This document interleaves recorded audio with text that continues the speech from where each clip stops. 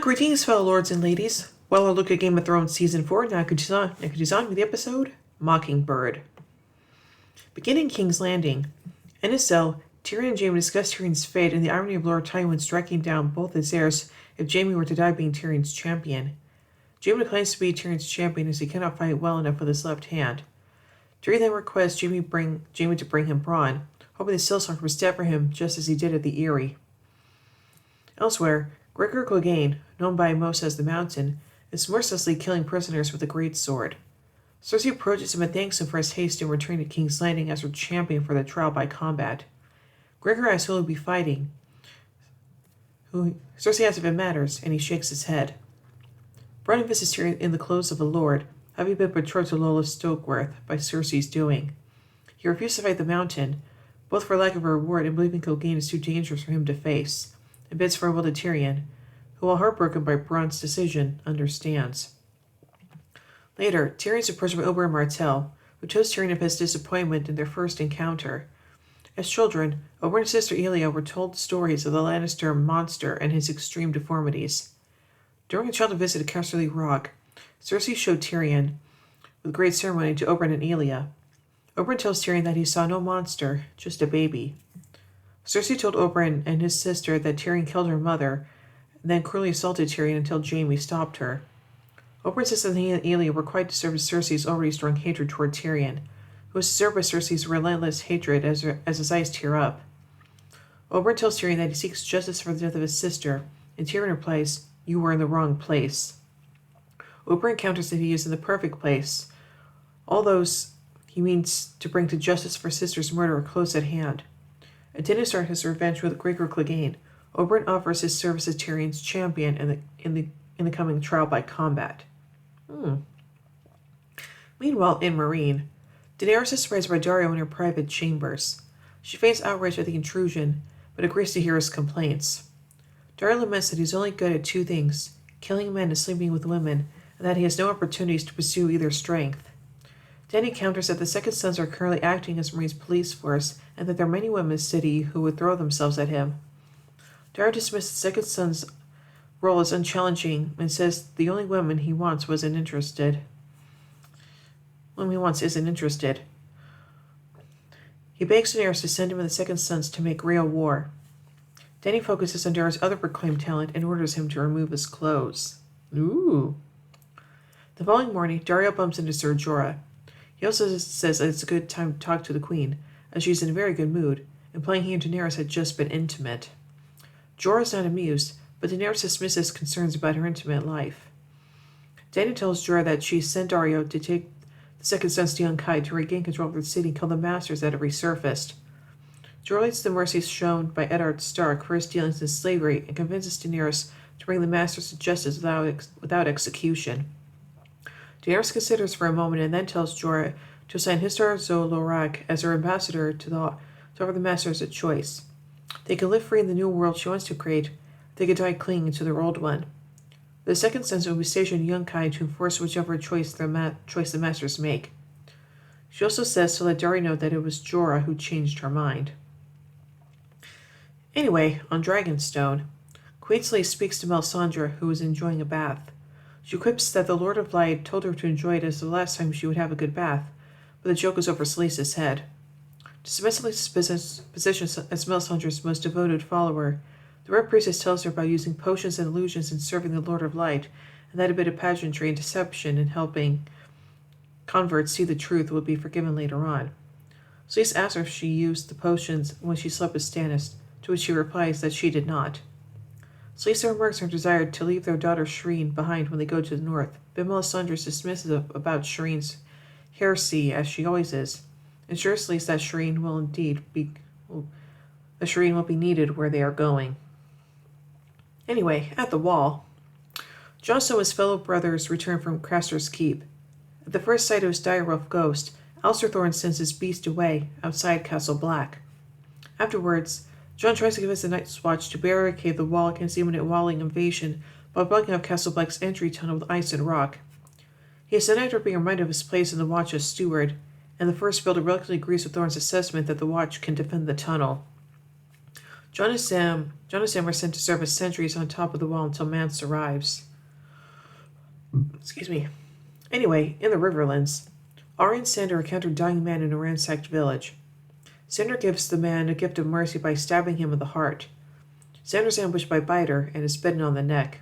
He snaps Biter's neck and drops him dead in the dirt. Rorish encounters them, and after a short conversation, in which he reveals that Joffrey is dead, crossing him off of Arya's death list, Arya kills him with a quick thrust of needle to his heart, and earning some approval from Sandor. Afterward, Sandor clumsily addresses his wounds from Biter. Arya suggests burning to cauterize his wound, but is rebuffed due to his fear of fire. Sandor confirms the story of his facial scars from burns inflicted by Gregor's wrath, and his father covered up the truth, making him feel alone. Arya offers to clean and stitch him up, and Sandor allows her to. Aww. Meanwhile, Bran and Podrick stop at an inn where they are served kidney pie made by none other than Hot Pie, who proceeds to tell them at length the process of finding the right ingredients. He then asks Bran's business, to which she replies that she is in Lady Stark's service to find and protect Sansa Stark. Hot Pie leaves after addressing the Starks as traitors. As Bran and Podrick prepare to leave the inn, Podrick reminds Bran that telling people of their quest could be dangerous, but Bran's honesty is swiftly rewarded when Hot Pie approaches and gives him a loaf of bread shaped like a wolf. He tells him that he knows nothing of Sansa, but has seen their sister Arya alive, along with the Hound. Bran is surprised because Arya has been presumed dead since she disappeared when their father Ned was executed. They deduce that Arya's captor is probably going to try to ransom Arya somewhere. Having memorized the complex family trees of the great houses, Podrick surmises that Arya's Aunt Lysa Arryn is the Hound's only remaining choice of a reward for her. Therefore, Bran and Podrick decide to head for the Eyrie. Anyway, at the Eyrie, while wandering the Eyrie's snow-covered courtyards, Sansa builds a snow replica of Winterfell. Robin chances upon her and seems impressed with her efforts. The cousins get along until Robin asks where the moon door is. Sansa tells them that Winterfell doesn't need a moon door. Sansa agrees to add one, but in the process, Robin accidentally knocks over a tower. Robin says she replicate the tower. This irritates Sansa and Robin throws a tantrum response, destroying the replica. Unable to control her anger, Sansa slaps Robin. Sansa immediately softens and tries to apologize, but before she can, Robin threatens to tell his mother and runs away. Peter Baelish witnesses the action and assures Sansa that he will deal with Lysa, whom he says should have disciplined her child long ago. Peter muses how he could have been Sansa's father, but then tells Sansa that she is more beautiful than her mother Catelyn and kisses Sansa, who is so shocked that she doesn't resist. Unbeknownst to the pair, the kiss is seen by Lysa. Later, Sansa is summoned by Lysa, who delights in telling Sansa the gory details about Moondor executions. Lysa then grabs Sansa and threatens to throw her through the opening for kissing Peter. She stops when Peter arrives and swears by everything that he can think of that he will send Sansa away. Lysa releases Sansa and embraces Peter, who assures Lysa that he has only ever loved one woman, her sister. Lysa only has an instant to contemplate this betrayal, as Peter shoves her out of the moon door and looks down as she plummets to her death hundreds of feet below. Dun dun dun. So now let's take a look at some notes surrounding this episode. The title is a reference to the personal sigil Peter Baelish chose for himself, that of the Mockingbird. As Lord Baelish is the sole member of his house, and has become the sigil associate of House Baelish. This echoes the title of Episode 1, Season 5, The Wolf and the Lion, which referenced the direwolf sigil of House Stark and the lion sigil of House Lannister, and the title of Season 4, Episode 2, The Lion and the Rose, which referenced the lion sigil of House Lannister and the rose sigil of House Tyrell. The soundtrack playing over the credits is a rendition of the conspiracy theme. It did not appear on the official soundtrack release. This episode contains a curious trend, in that the TV series has made no mention so far that unlike the West of Westeros, Dorne practices equal primogeniture, meaning that the eldest child succeeds to lordship regardless of gender. In the books, the current head of House Blackmont in Dorne is a woman, but the TV series changed Lord Blackmont to be a man when Tyrion meets the Dornish embassy in the Season 4 premiere. In this episode, Oberyn says that his father took him and Aelia on a visit to Casterly Rock, where in the books it was their mother, and Oberyn's mother was actually the ruling princess of Dorne in her own right, inherited from her parents. Oberyn's mother, Tyrion's mother, Joanna Lannister, were great friends at the time because they had both served as handmaidens to Queen Rhaella Targaryen. Of course, this does not preclude the possibility that Oberyn's mother was also present at Casterly Rock, or that the Dornishmen practiced equal primogeniture. On top of this, Bronn says that Lala Stokeworth may have an older sister, Fleece, but if Fleece dies before her father, then Castle Stokeworth will pass to Lawless. In the books, however, the current of House Stokeworth is Fleece and Lawless's mother, the aged Tanda Stokeworth. It is unclear if this is some sort of conscious decision by the writers to remove female rulers from the TV series. Bronn is one of the few characters in the entire series whose fortunes are constantly better at the end of each novel/season. He started as a common sellsword at the end of the Crossroads, only owning what he could carry. He answered Catelyn Stall's call for men to escort her and the captive Tyrion to the Eyrie, but by fighting and winning as Tyrion's champion and trial by combat there, he entered into Tyrion's service, and by the end of Season 1 had become a direct retainer of one of the leading house members of House Lannister. In Season 2, apart from being the chief bodyguard of the acting hand of the king, he was briefly put in charge of the City Watch. At the beginning of Season 3, his social position was considerably elevated when he was knighted for his vital role in repulsing Stannis' attack on the city, becoming Sir Bronn of the Blackwater. Now, due to Cersei's bribe, Bronn is betrothed to the younger sister of one of the major noble families of the Crownlands, and he is hoping to eventually ensure that his future wife becomes the heir to House Stokeworth. To put this in perspective, along with House Rosby, House Stokeworth provides much of the food supply to nearby King's Landing. In terms of wealth and soldiers at their command, the Stokeworths are on the same level as House Umber or House Karstark. The question, who do you think will end up on the Iron Throne at the end of the story, is commonly asked about the series. Among the book fandom, Bronn's steady rise in power has led to the half-series joke at the rate he's going. He should be included in a short list of characters who might actually take the throne by the end of the story. Objectively, Bronn's refusal to fight for Tyrion is rational. Unlike the previous time he acted as Tyrion's champion, fighting for Tyrion this time is a lose-lose situation. Either the mountains kill Bronn, or he kills the mountain, loses Stokeworth and gains nothing.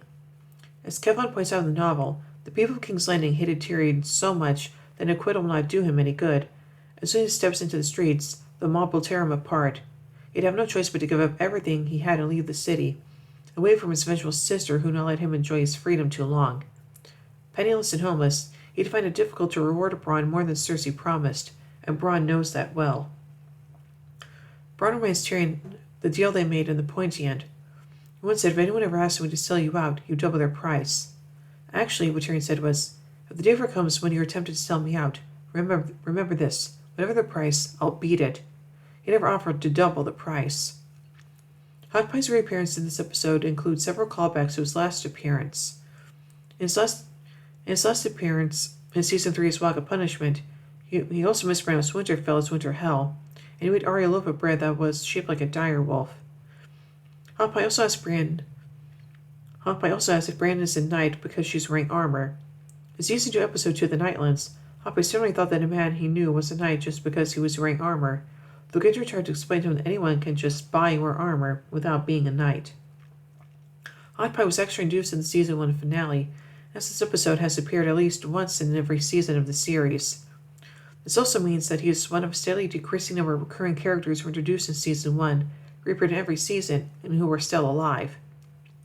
Ben Hockey explained that the production team wanted direwolf-shaped bread that looked exactly right, but it would have wasted far too much time to just make another one, just one after another until one turned out well enough to use. Therefore, they actually baked something like 70 separate direwolf bread loaves all at once on the day of filming, then picked the one they felt had turned out to be the best. Origin and Psychic Bite are actually major characters in the fourth novel.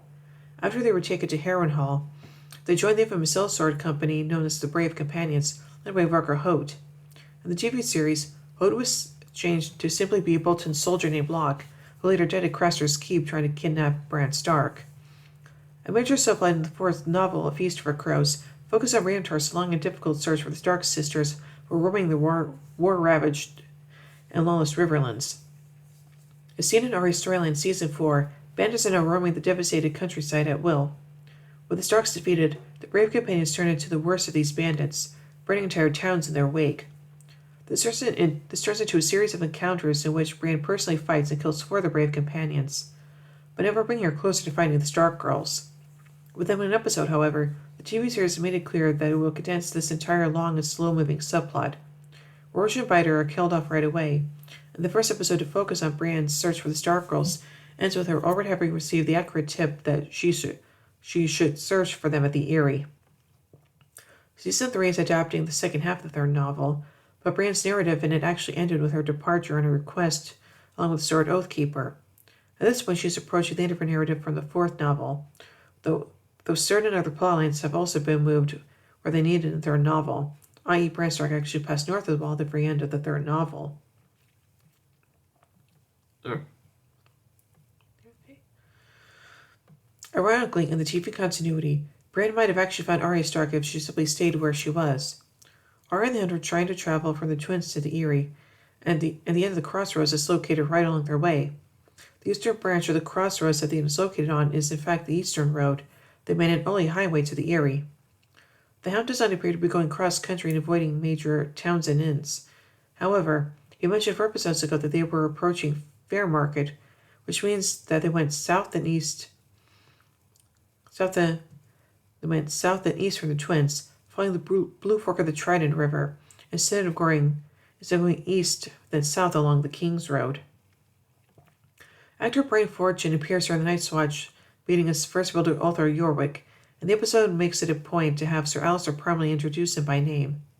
Fortune previously appeared in Season 1 as an unnamed Night's Watch officer, but who had prominent speaking lines. When the character was officially unnamed, at the time Fortune said that the writers told him he was playing Bowen Marsh, who was the first steward and another prominent member of the Night's Watch. Based on this information, up until Season 4, Game of Thrones Wiki treated him as playing Bowen Marsh, but now it's by directly and clearly established in on-screen dialogue that he is actually playing Arthur Yorwick. The exact reason behind the change isn't clear. While this is a retcon, it actually doesn't significantly contradict previous information, because Fortune's character was referred to by name in Season 1. It is mentioned for the second time how the Hound's face was burned. Previously, Littlefinger told it to Sansa, while Arya listened, in crippled bastards and broken things. Standard speech explaining how his face was burned was actually used for Rory McCann's audition tape. Due to bad weather while filming the tournament, however, the scene had to be scrapped. It was later replaced in pickups with the invented scene of Littlefinger revealing Sandra's past to Sansa. In the Reigns of Castamere, Arya tells the Hound, "I heard what your brother did to you. Pressed her face to the fire like you were a nice juicy mutton chop." Beginning with this episode, the role of Gregor the Mountain Clegane has been taken over by Icelandic strongman Hafþór Julius Bjornsson. The role was played by Conan Stevens Season 1, but he left the series to appear as the Orc Leader Bolg in the Hobbit film trilogy. For Season 2, the role of Gregor was taken over by Ian White, one of the stuntmen on the series who has also appeared as White Walkers and Giants. This marks the first time that Littlefinger directly kills someone. Although he could be considered to be the architect of the War of the Five Kings, he's not killed anyone personally. However, he was responsible for the deaths of many. Season 1, under Baelish's direction, Lysa killed her husband Jon by putting tears of bliss in his wine and then sending him to Catelyn blaming the Lannisters. He also betrayed Ned Stark, who was executed by Ilyn Payne at King Joffrey's command. In Season 2, thousands of casualties in the War of the Five Kings, which is set up as a result of his machinations. This number may extend into the tens of thousands if numbers are included from all the commoners who died when the riverlands were burned out during the course of the war, and the resulting food shortages. In Season 3, upon that Ross was informing him to Varys, he gives her to Joffrey to torture and kill. In Season 4, Littlefinger masterminded the poisoning of Joffrey. Shortly after the latter's death, he had his guards kill Dantos after he delivered Sansa to him. Kate Dickie is actually very afraid of heights, which was shown when she had to film Lysa's death scene. One of the cameras has to film her from below, looking up as she is hanging over the edge of the moon door. The actress said the distance between the moon door and the ground is still quite a long drop, and she even had to wear a harness to dangle midair as the camera filmed her falling down the hole. And the dialogue which Arya and Sandor is seen with the dying farmer is apparently a reference to the avant-garde Irish playwright Samuel Beckett's Waiting for Godot. Actor Barry McGovern, who plays the dying farmer, has appeared in several stage productions of the play, as well as the 2001 film adaptation of it. A similar event occurred in the books, but with different dialogue. Immediately after the Red Wedding, Arya and Sandor come across a bowman from House Piper who managed to escape from the May massacre but is slowly dying from his mortal wounds. and Sandor gives him the quick mercy of death. The scenes of our Blu-ray commentary confirms that Bane of specifically named Mary McGovern for the role in the script, and that they are fans of Samuel Beckett. Oberyn claims that the Mountain killed both of Alia's children. In the books, it was Baby Aegon and Aelia herself whom Gregor killed, or Army Lords killed Rhaenys. The TV series apparently condensed this so that Gregor was responsible for killing both of Aelia's children. Oberyn Martell makes an offhand mention to Tyrion that during his trip to Castle Rock, which was the first time he traveled outside of Dorne, he didn't like anything about it, not the food, not the weather, not your accents. They don't too much that Dornishmen speak the common tongue of Westeros with a pronounced accent.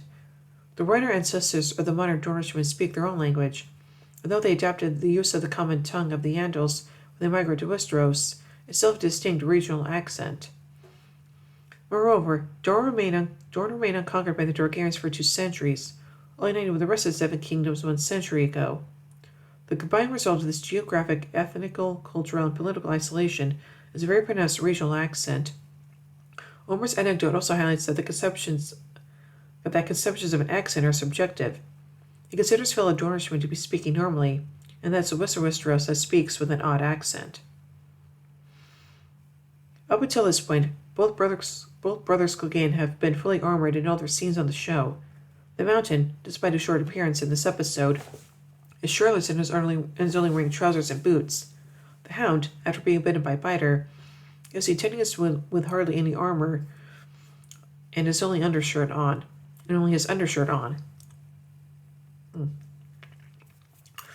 Essentially, this is the first episode where both Clegane brothers have a scene while wearing no armor. The final scene of the episode in which Oberyn visits Tyrion in his cell was actually actor Pedro Pascal's first day of filming. Did not know that. The official blooper reel for Season 4 revealed that during the final scene when Oberyn visits Tyrion in his cell, in one take Pedro Pascal accidentally leaned too far backwards against a wooden beam, so that he knocked the flaming torch on the side of the beam and nearly out of its holder. Pascal narrowly avoided having the flaming torch land directly onto his shoulder or lighting his hair on fire. The snow model Winterfell that Sansa makes was constructed by the props department out of Epsom and cooking salt. They had to make 6 copies of the model, for one each take in which Sweet Robin destroys it. The episode also makes it clear that Oberyn is a few years older than Tyrion, having remembered him as a baby. In reality, however, Peter Dinklage is 6 years older than Pedro Pascal, though of course Dinklage is actually older than the 2 actors who play his older brother and sister, Jaime and Cersei. At the novels, Tyrion is noted for not simply having dwarfness but also a stunted, ugly face in general, so Dinklage's older appearance can easily be explained away as part of Tyrion's infamously unhandsome features. Excuse me. There is a fan theory that the book scene of Sansa building a snow model of Winterfell, whose analogous scene is included in this episode, may be foreshadowing that she and Jon will restore Winterfell in House Stark in the show, and indeed becomes true by the end of Season 6. Bran says that Sansa has red hair. Actually, Sansa's hair color is auburn. It is the second time, following Breaker Chains, that the Golden Company is mentioned in the show. Interesting. So overall, I think this episode is pretty darn good, and well, I can't say that Lysa had it coming to her, but I definitely think she had it coming over her, so yeah. So overall, I give Mockingbird 3 Iron Thrones out of 5. Well, anyway, tune in tomorrow as we take a look at the next episode, The Mountain and the Viper. So, until then, remember everyone, winter is coming.